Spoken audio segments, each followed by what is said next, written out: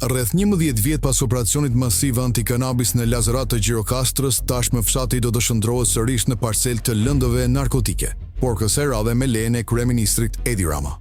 Këshilli i Ministrave në ndërtimin e zëvendës kryeministres Belinda Balluku miratoi në 6 mars 2025 listën e parcelave ku do të lejohet kultivimi i kanabisit për qëllime industriale.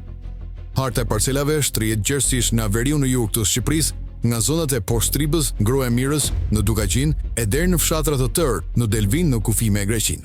Me sapsirave që kryeministri Rama do të lejojë mbjedhjen e lëndëve narkotike, përfshihet dhe Lazarati. Fshati jugor shqiptar ka qenë më shumë vite një ndër qendrat kryesore të kultivimit, sidomos në magazinimin e lëndëve narkotike.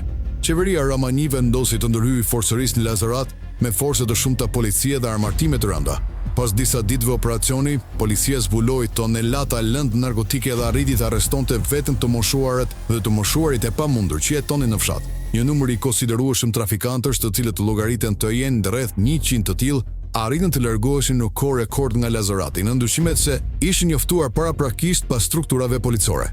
Ndërkohë fshati që konsiderohej dikur simboli i kanabisit u la në arrest. Pas operacionit policor, kryeministri Edi Rama deklaroi shpesh se Lazarati do të rilindë me rilindjen e tij politike.